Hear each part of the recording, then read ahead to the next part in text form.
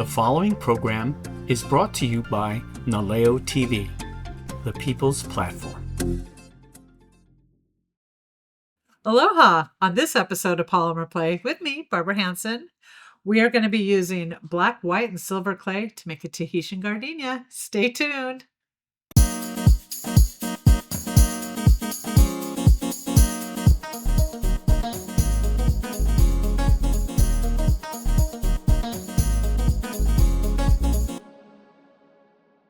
Aloha! And on this episode of Polymer Play with me, Barbara Hanson, we're going to be working on making a Tahitian gardenia. We're going to be using black, white, and silver polymer clay, and I'm going to show you how to layer them to build a cane, and then we're going to make some fun art with it. Are you ready? Let's go. Okay, we're going to start with the white. I used my dough sheeter to work all the clay to get it easy for us to use. When I'm building a polymer clay cane, I like to start, well, I don't like to start, you have to start in the middle and work your way out. So with this one, I'm going to begin with building one of the white petals. So I'm going to roll this up. Ooh, it looks like there was a little bit of residue on my dough sheeter, but that won't show up. This is a little crackly. That's okay. So with these patterns, you're able to make anything from jewelry to pieces of art, and I'm going to show you everything and in between. Okay, I'm going to taper this edge. Then I'm going to use the warmth of my hands, because we need to get it to become all one.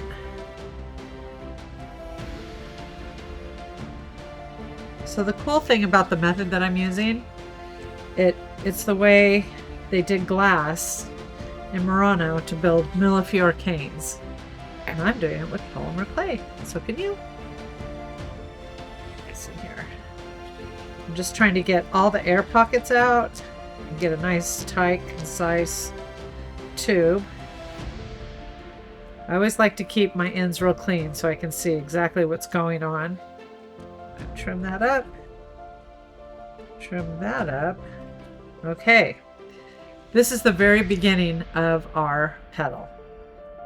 Now remember, this one petal, I'm going to pull it down to 6 petals, but we'll get there. Okay. Next we're going to, let's see. Next we're not going to use this one. We're going to use this one. So if you notice on this roll, I've got this thin line of silver, and it's just kind of, I do it to put a shadow in the flower petal. So that's what this is going to be. But if you notice, it doesn't go all the way around. It's only on part of it, as if you're looking at the flower with the light shining in. Whoops, don't want a hair. You know how I love my shoes, and today I've got my black boots with my silver sparkle heels, so you'll have to check those out, because everybody needs to wear those on a Wednesday. Anyhow, okay, so here's the bottom of my flower petal. So I'm going to start and wrap. I want to make sure, teaching moment, see, it's not all the way down to the bottom. We want it down to the bottom. So, and I kind of figured as much because it was higher on the top. So you can see here, I'm making sure it's all the way at the bottom, the best I can. But I'm not going to go all the way around. I'm going to take it to about here and do that taper. Everybody knows I love a good taper with my clay. And okay. So let me show you. Now we have something like this. So next we're going to put white around that. Again, I'm going to clean my edge. Figure out how long of a sheet I need, or wide I should say. Taper. Whoop, whoop. And okay, now this time I'm gonna, oh, I don't want that color there. These color, sometimes with my dough sheeter, residue from a previous color doesn't come all the way off. Okay, so back to this. I'm gonna go just beyond the silver on both sides. Okay.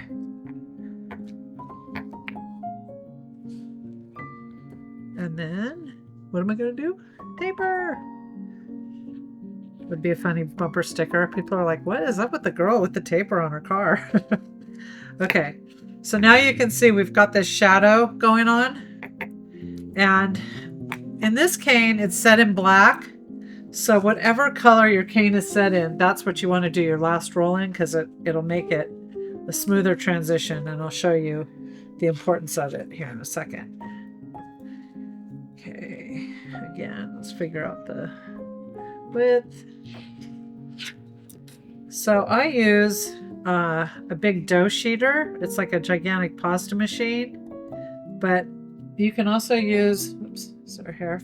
You can also use a small pasta machine, or you can use a roller. They don't work all that well because, well, your clay will stick to the table. So if you use a roller, you need to put it on parchment paper or something of the sort. Okay, now we've got that one in. Now it goes pulling. And remember, the first thing we want to do naturally is just put it down and roll, roll, roll. Not going to do that. We're going to give it a squeeze and a pull. And basically what we're doing is we're compacting the roll while we pull it. And this takes a little bit. This is actually not a very big roll for me. So it's going to, and we work the clay, so it's going to come down pretty easy.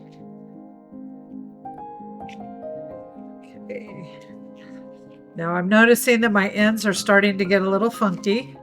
And that's normal. You always have innies and outies, but we'll cut them off here in a minute. I can give it a gentle little roll like that if I notice that this is getting super wobbly, you know, because I want it to be fairly consistent as a cylinder. We're getting there. Yeah, I'm going to cut my ends because I just want to take a peek and see what I've got going on. Okay, let's see what we have on this side. Okay, never fret if you can't see your whole pattern right when you first cut in. It's there, you just haven't cut far enough.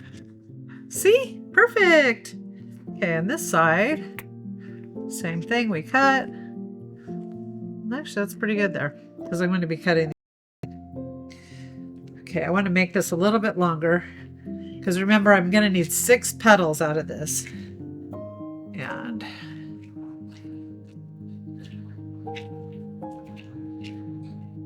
all right, I think that that will work. I'm going to kind of check it and make sure it's all pretty even Steven here. Okay. So cutting 6 petals is a little easier than cutting 5. Okay, I'm going to clean my ends one last time. And now to find the center of your cane, the easiest thing to do is to fold it like this and then go right down the center. Now the next part is a little trickier. Oh, that's interesting. We still have some air spaces in there. That's okay, we'll get them out. I haven't seen that in years. Wow. Okay. Well, I guess we're going to learn something new here. That's the thing. Even though this fall it'll be 40 years of doing polymer, I learn something every day. And that's kind of the beauty of this material. I guess it's the beauty and the curse, You never really know what's going to happen because it does have a little bit of its mind of its own. But okay. Wow, yeah, it looks like cheese kind of. And everyone knows I'm part mouse. Okay. So now we have this. We need to go through, and I'm going to use a roller to help me a little bit. If you notice, I've got these a little bit elongated to get the shape. You can use a rolling pin or anything. Yeah, I've even used like a pen, a writing pen, just to kind of get it going in the right shape. And I want to elongate it, but then I'm also going to kind of pinch the center. And whatever I do for the first one, I'm going to want to do for all of them. Let's go through and kind of pinch it. That's the thing about polymer clay. Nope, nothing is fast. You just have to kind of keep working at it. Good results will come, I promise. Okay. All right, there's my second one. Give it a little pull, make it a little longer. This is number 3. I love the way these flowers smell. They smell so good. If you haven't smelled them, I'm giving you a highly recommended fragrance experience. It's so good. Yeah. Okay, we're getting there. Do you remember the tip that when you're trying to get things warm, you can put them behind your knee for a second? Sometimes people come in the gallery, I'm like, oh, hold on. I'm like taking all these rolls out from behind my legs. At least that sounded a little strange, but true. Okay, we're almost there. Now, once we get our petals done the way that we're going to want them, we're going to have to go back and build the center, because if you've seen a Tahitian gardenia, it has a little center with little spiky things in it.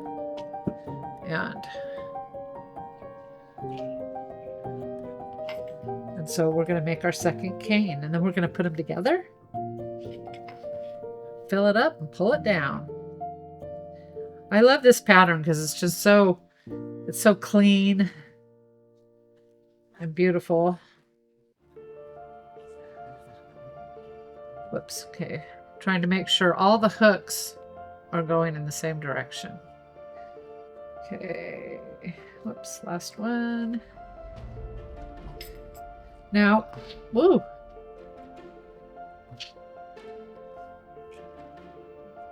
I think that happens because the cane was kind of short. Alrighty.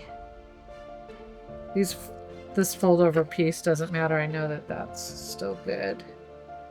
And okay, there we go. Okay, now for the center part, what we're going to do is we're going to use our gray, and we're going to roll it up into a little cylinder, and then we're going to take little slices out of it and create the center part of our flower. Okay, get rid of that.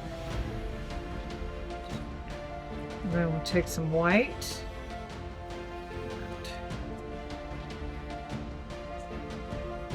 You can roll solid color clay. It's not going to hurt it at all. Okay, I'm going to make this one a little bit shorter, a little bit stockier. Okay, that looks nice. Now, for the next technique, I'm going to be slicing into it and inserting. This is what we're going to be creating, so you can see where we're going.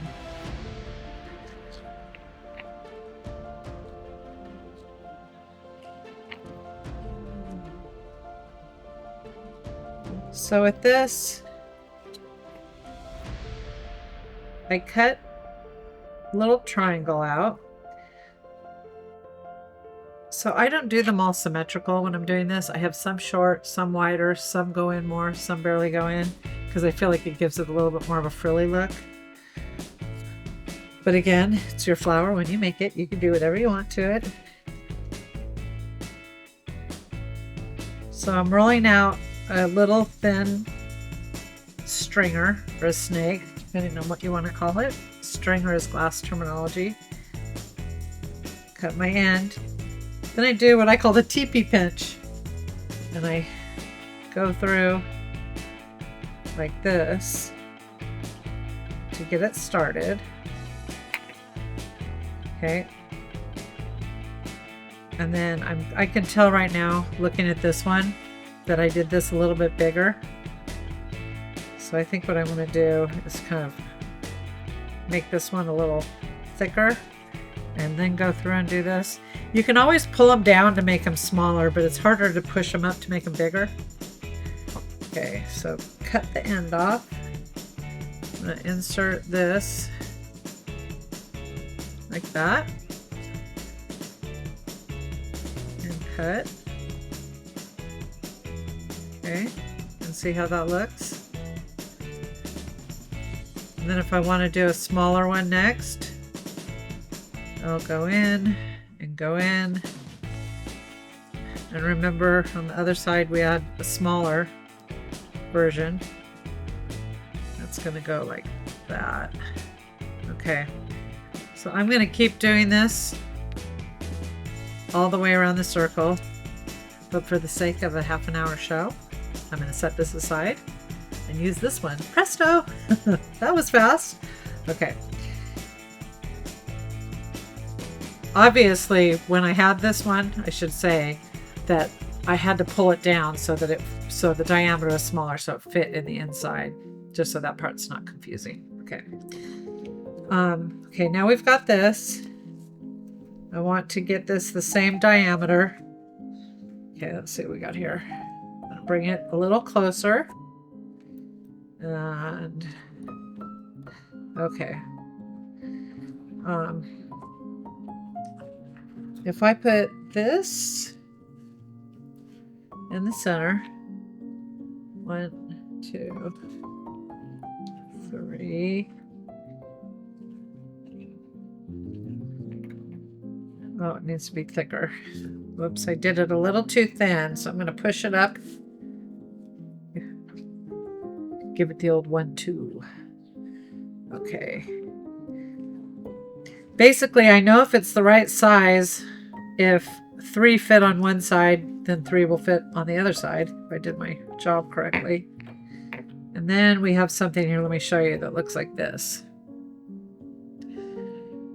And you always want to check the back side to make sure you're doing the right thing. I can see how this one's too short? Oh, it was too long on this side. So this needs to be put back in correctly. Always check both sides, super important. Okay, back to building. Now that we have this, I don't recommend cutting into your finger, but I just did it. Okay. All right, always have band-aids nearby. Okay, so now we've got this, and we have to go back and fill in all of these spaces so that it's a cylinder like that. Now, the easiest way I found to do this is not the teepee pinch that I was doing earlier. It's actually to roll out a tube, cut it into 4. I know we need 6, but we'll just have to do it twice.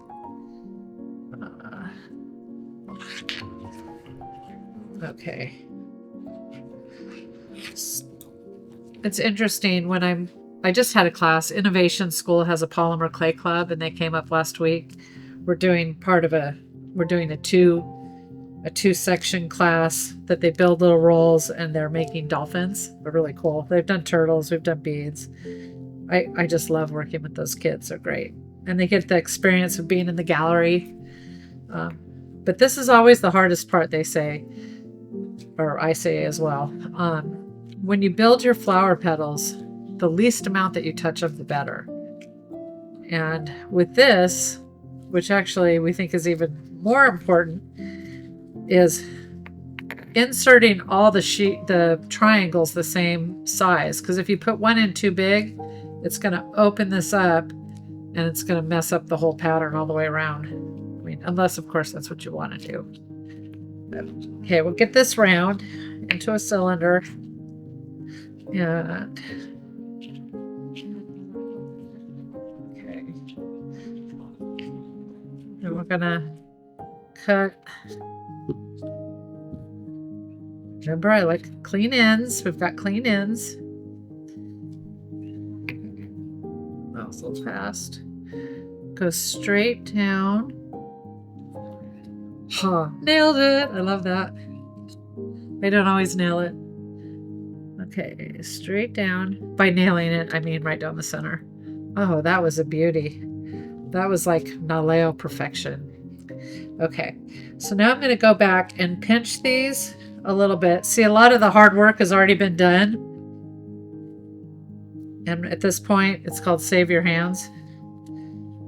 40 years of this, my hands get tired. Thank God I have help pulling down my huge rolls I make.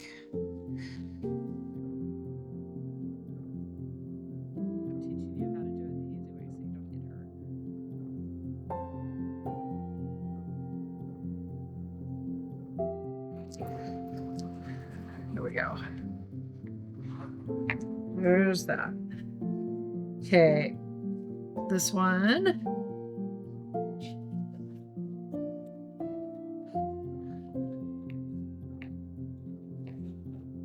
Now I love this cane. It's just so classic. It's great in jewelry. It's great as a little addition to a piece of art. Okay, these are bigger. Okay. Now this roll was a little bit smaller, so I pulled it down a little bit. I'm going to cut that, do this, and I'm going to insert these two. And I'm going to put a sheet around it, but I am going to fast forward to one that's already finished so that we can start to play with it, because there's nothing more exciting than when you get your roll done. You just want to use it. Okay, so now we've got, you can see we've got our triangles are all in. We've covered little sheets over the petals, and now it's time to pull it down. A lot of times I stand up and I use my body weight to get it going. So it might look like I'm kind of rolling it, but I'm really not. I'm just kind of turning it and trying to compact all the air out, get it to come down evenly, and as cleanly as we can. Depending on the clay that you're using, I use Kato clay. But if you're using like a Sculpey or a super soft clay, then what happens when you start to do this part, when you're pulling it down, is it starts to ooze out all over the place. If you notice that you're getting a super bulby thing coming out, then you need to stop and wait and let your clay get firmed up again and then start over again. Because if you pull it down too soon, then it'll look really wonky. Okay, so this is the technique. And I'm going to keep going. I'm noticing my ends are getting strange. Innies or outies. Cut it off. Cut this side. Yay! Look what we have. We've got a Tahitian gardenia, guys. Okay. Oh my gosh, I'm stoked. Okay, so what do we do with this? Anything we want. I want to show you how to make beads. So once we get this down to a smaller side, so now it's like a cooking show. We're going to take this and we're going to make some slices. Now, oh, it looks so good small. Okay. Now when you make slices of your cane, you're kind of doing a gentle roll and a flick. And I'm doing them about the thickness of a dime, because I don't want to do them too thick because I'm wasting my cane, and I don't want to do them too thin because then they're hard to manipulate. By cutting and rolling at the same time, the cane pattern is staying more round. Check this out. If I just went like this, well, I'm actually pushing it back. But if I wasn't pushing it back, they'd all get, see how they're, and they'll start to get stuck together if you don't flick them out. Nobody wants them stuck together. It takes more time. You gotta pick them apart. Okay. Come on. I'm gonna multi-purpose my hands here.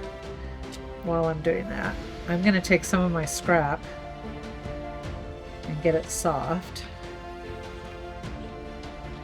Because I want to show you how you could make a cool bead or a keychain or something.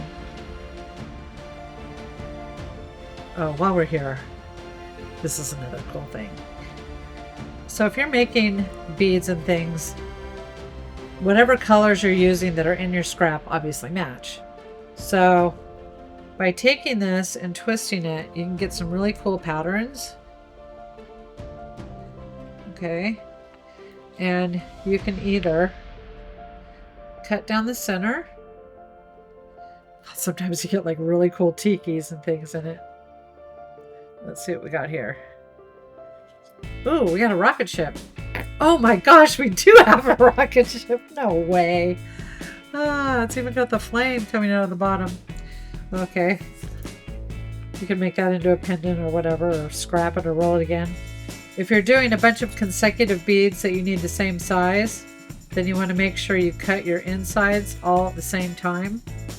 Super hard to match bead size. So if you're doing a little one, first of all, they're cool just like this. In fact, some of my first polymer beads were like little earths. Then you're going to take these and you're going to go around the outside. Go a little smaller. Okay, you noticed I just rolled that. You can roll little tinies like that. It's in the beginning when you're pulling them down that you don't want that to happen.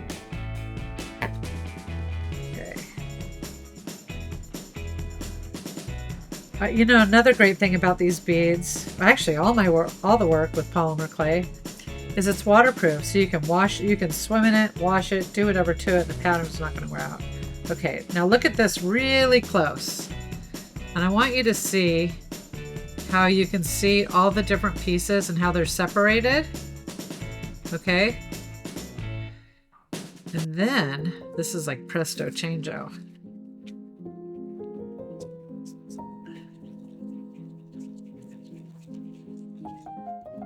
Voila, no lines. That's how you make a bead. So, some other things I did with this cane was I made a big pair of earrings. You can also use it as a little slice down at the bottom. But I know that I'm always showing you a whole lot of jewelry things. I want to show you a couple pieces of art and how I can use it when I'm adding it with all the other rolls that I make. Let's see. On this one,